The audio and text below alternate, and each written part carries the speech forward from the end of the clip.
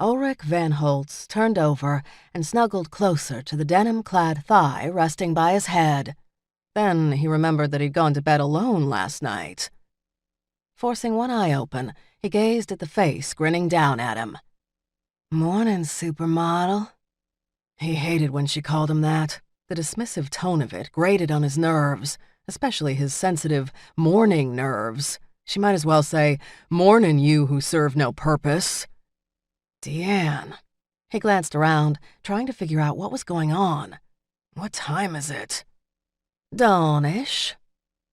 Dawn-ish? Not quite dawn, no longer night. And is there a reason you're in my bed at dawn-ish, fully clothed? Because I'm pretty sure you'd be much more comfortable naked.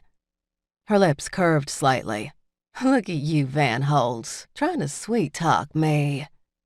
If it'll get you naked, you're my boss.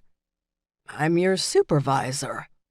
If you can fire me, you're my boss. Didn't they teach you that in your fancy college? My fancy college was a culinary school, and I spent most of my classes trying to understand my French instructors. So if they mentioned that boss-supervisor distinction, I probably missed it. You're still holding my thigh, boss. You're still in my bed, and you're still not naked. Me naked is like me dressed, still covered in scars and willing to kill. Now you're just trying to turn me on. Rick yawned, reluctantly unwrapping his arms from Dee's scrumptious thigh and using the move to get a good look at her. She'd let her dark brown hair grow out a bit in recent months so that the heavy, wavy strands rested below her ears, framing a square jaw that sported a 5-inch scar from her military days and a more recent bruise he was guessing had happened last night. She had a typical Smith nose, a bit long and rather wide at the tip, and the proud, high forehead. But it was those eyes that disturbed most of the populace because they were the one part of her that never shifted. They stayed the same color and shape no matter what form she was in. Many people called the color dog yellow, but Rick thought. Ric Van Holtz turned over and snuggled closer to the denim-clad thigh resting by his head.